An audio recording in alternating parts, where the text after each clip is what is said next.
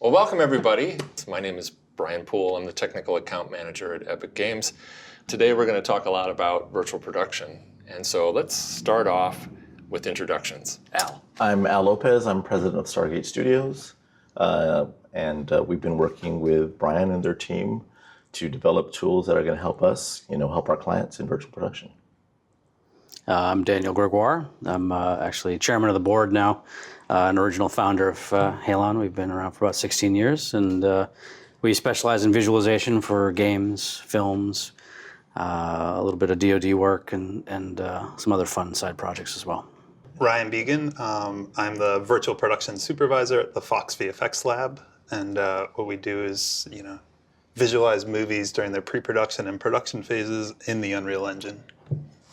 Let's start off with the obvious and let's define it, because virtual production seems to mean something to one person and another person. So I know that virtual production is used a lot in pre-production, so I'm going to segue to Dan first. What's your definition of virtual production?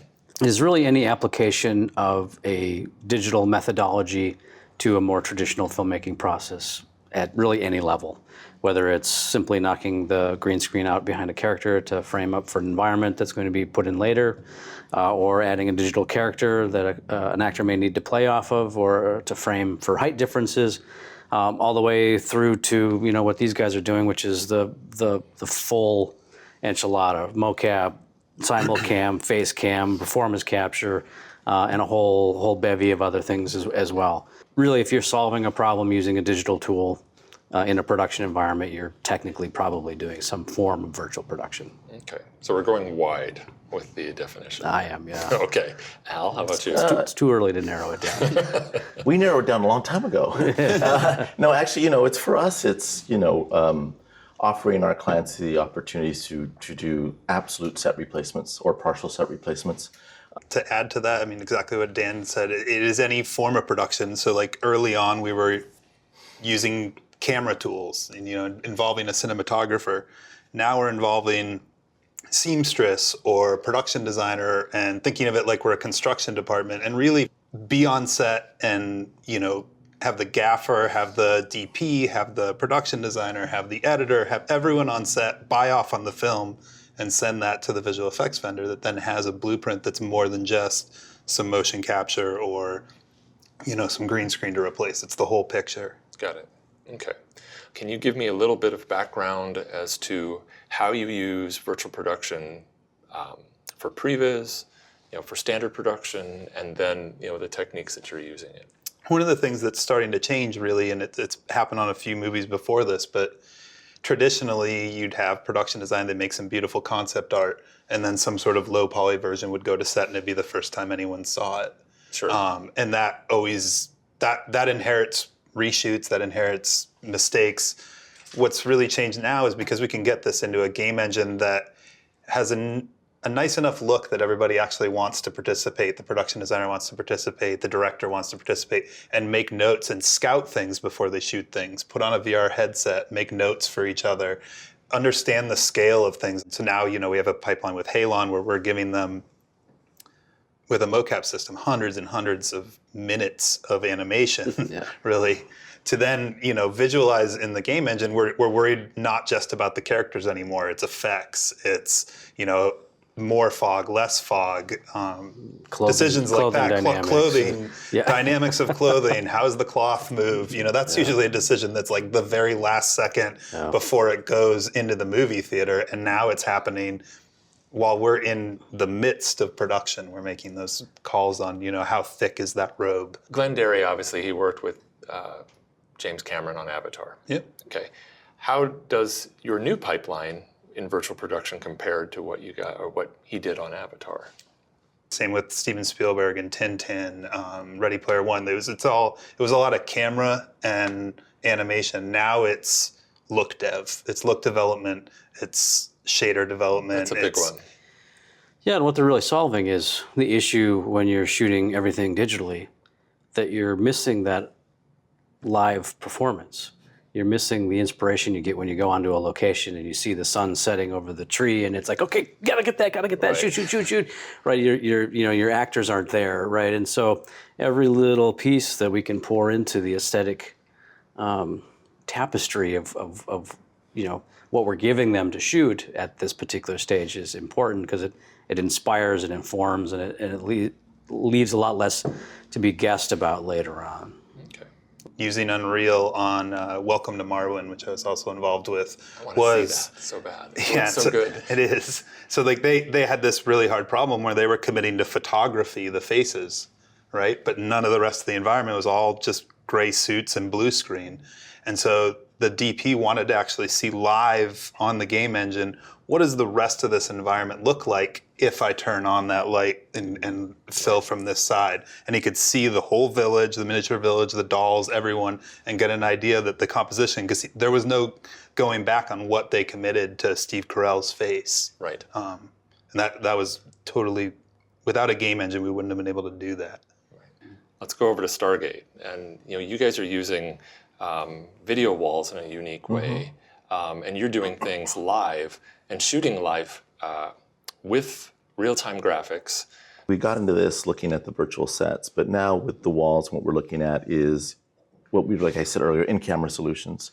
Driving comps are a good example, right? I mean, anybody who's been involved with those and you're shooting green screen or whatever you're shooting, and all those reflections are on your car, it's a nightmare. But with video walls and where you're having real footage or a CG environment, and it's slaved to the camera. So now all that reflection, all that lighting is free, it's in camera, and it's actually really, really good. We've compared, really good driving comp to where you're getting it in camera, and it's a huge difference in quality. It's just the subtle stuff you never think about when you're comping that you're going to add that you're getting in real time. So that is a big one. What we've been working on is really this off-axis way where the camera sees it exactly the way it's supposed to look at it. You're sitting in the room, what you see on the screen is skewed, but the camera is dead on, and that's what's recording, and that works really well. Okay. We actually rendered in Maya, rendered frames, pre-rendered at different angles, and then we had, an Unreal Engine asset that we had and that was rendering at, 30 frames a second. And even I think up to 60 frames a second. And we really looked at the quality. We actually showed it to the client, said, pick which one you like better, or are they different, or you have any preference? And they actually went with the Unreal. Of course. And which was great, because that allowed us and them to give them a lot more options. And plus you get all the interaction of the lighting of the actual video wall itself. Yeah, it works. It absolutely works. Who pays for this stuff? I mean, are you still under the VFX supervisor's budgets? Is there anything that's changed there? How is this trickling across expense-wise? I know this is a really exciting question. It's something that we should talk about, because a lot of people are like, oh, I love to do virtual production, but God knows I can't pay for it. And what's interesting is Unreal is simply the democratizer. It's really freely available out there, and if you know a little bit of blueprinting, and you can be clever with the hardware you can get off out of your buddy's closet or wherever you're getting your red camera from, you can actually put a lot of this stuff together for not too much money. Now, I've seen some amazing things from people that are just out there shooting for fun. Yeah. We have a regular physical set that we go onto production with, where we have grips and we have cameramen and we have a whole staff worth of people that are there to put together a set and to shoot our actors and so forth. Are we going to see exactly the same paradigm virtually? Do you think that we're going to have virtual grips running around and that kind of thing? So in the older setups of this, right, one person could handle the job of running the real-time visualization. Now we're into a situation, and gaming makes sense, where it's almost a multiplayer thing, right? Like I can't have one person both be my lead grip, be my gaffer, be my first AC, also doing all the kind of like animation-centric work of special effects. So we start to like break down into how can we assign multiple roles to the players on set, so that certain people are triggering just an explosion and like a few other effects. Someone else is like aligning the set, and they're on a radio with the physical guys out there who are moving blocks. They're moving the digital blocks to keep up. But the flexibility is if it can all be streamed into one amazing visualization. Now any production is willing to hire extra people once they understand that they're going to get to their shot faster than just waiting on one person clicking buttons madly. So we're still a little ways away from the director being on the beach, putting on his headset, and he's inside his virtual set, and he's being able to direct. But that's kind of though what you guys are working towards, right? Yeah, absolutely. I mean, it's finding a way to, basically make the day as efficient as possible. Finding ways to, it's all about taking guesswork out, but also about enabling creativity, enabling the flexibility to rip everything apart, start over live, and make a thing together. At the end of the day, we're ready to make the movie. Like I've already heard feedback of visual effects vendors that say it's taken a lot of the creative work and it takes us a long time to get back to what we saw on set, right? Because what we saw on set was beautiful. The grass was moving, the light was dappled from the trees. We want to make that. But it takes months to get up to the high-level CG that we all want to see in the final product. Right. But now they know what they're shooting for. Yeah. They're not putting up a first version and asking, how does this look? Getting notes, putting up the next version, how does this look? They know what to shoot for. Oh, yeah. I mean, I'm sure, back in the day when we were talking Jurassic Park and, rendering out dinosaurs, there was a black box called the visual effects house that a director had to go to and say, I need you to make my part of the movie. I don't know what the hell you're going to do, but I'll see it in a couple of months. That was something that, unfortunately, was very stressful for directors, and that's where previs came into being. Yeah, you're peeling off layers of that black box and actually putting them in the hands of the person who really wants to have control over it. Right. All right. Well, look who's arrived. It's Brett. Hi, Brett. Hi, Brett. How are you? Very good. So, Brett, you're with Animatrik. Yes, Animatrik Film Design. Okay. And you're primarily a motion capture facility, house, service. Tell us more. Yes, we provide virtual production services into film, games, VR, AR industries. Unreal is permeating pretty much all of our process now, whether we're doing camera tracking and set extension or straight up motion capture, running the characters live through Unreal. Cool. Well, since you're late, we should find ways to poke fun at you. Right. Small hazing ceremony here. Okay, bring it. Welcome. Yeah, join in, guys, if you want to ask I've him never met him questions. before, so I feel hesitant. I'm Alan. Nice to meet you. Nice to meet you. Now I can make fun of And you. we know each other. We do. Yeah. So, all right, we have all these different elements. We have virtual production and pre-production for previs. You're using it in actual production itself, shooting on the day. We have motion capture elements, video walls, all these type of things. Maybe we should refocus the questions now towards The budget? Well, yes, let's go back to the budget. Everybody wants to talk about money. Let's go back to the final product. Are people going to have to go back and still utilize traditional methods to augment the virtual production process? Is it going to be straight out of virtual production to the final product, kind of like final pixels? What do you think about that? It's everything in between. All right. The goal is to get a final product in camera, but you can't guarantee that all the time. So there can be instances where you have to go back into post and sweeten it. Be aware of that when you're shooting, because you don't want to get into a roto kind of hell kind of situation. So, but you do want to get close to that. That's at least our goal, is to try to get to the final pixels in camera solutions for our clients. Is that the hope for Fox, is to... Yeah, I mean, the first and foremost hope is to be able to describe as best you can what happened, right? So like we're really focused on, sure, we want to hit the highest bar possible, but the most important piece is, can we describe everything in more literal than just what are the pixels? Can we deliver to a vendor, all of the assets, all of the shaders through a pipeline that allows us to, if that's the render, that's the render. But if not, here are all the things that got us there for you to take it to the next level, so that we're always holding that safety valve of, you don't have to just shoot on the day and everything goes into the wood chipper. We're all just kind of chipping away at it. Well, yeah. slowly, right? It's like every time we get another project or we get somebody to buy in on the process, or we're chipping away at it. And I think we're getting actually closer and closer. Either the CG is getting better or the integration of the CG with the real is getting better. Like we're getting closer, and it's just like one pixel at a time. It's like Minecrafting towards it. Yeah. Ray tracing on a card that can render in real time and give you the kind of quality levels that one would expect from a traditional final pipeline. How's that going to impact, do you think, the traditional VFX houses and the traditional pipelines? Do you think that they're going to be a little nervous about this? Do you think that it's going to just be a natural transition? You think they're going to look at their farm and go, oh my God, we spent all this money? Well, there's that.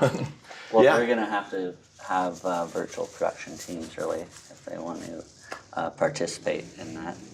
I'm just learning, you're the expert in the screen, but from what I can see being on the outside, there's already shots in movies all the time that are imperceptible. So the quality level is obviously as good or better than real life because those shots are in all these films.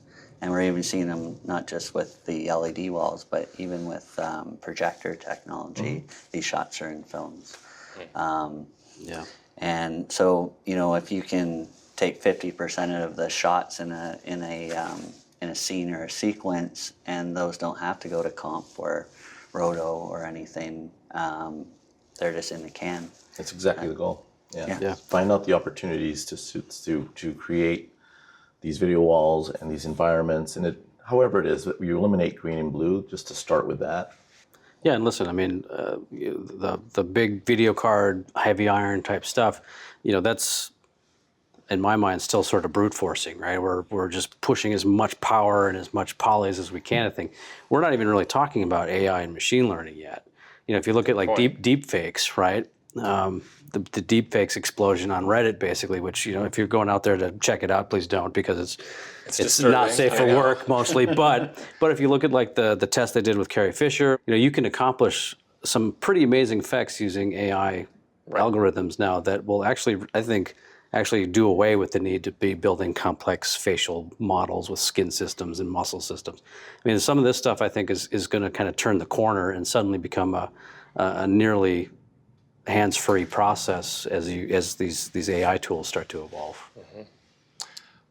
Well, it's also going to allow for more content to be created. It's not necessarily a bad thing for the visual effects vendors or the studios to have this kind of technology happening, because it's not just apples to oranges.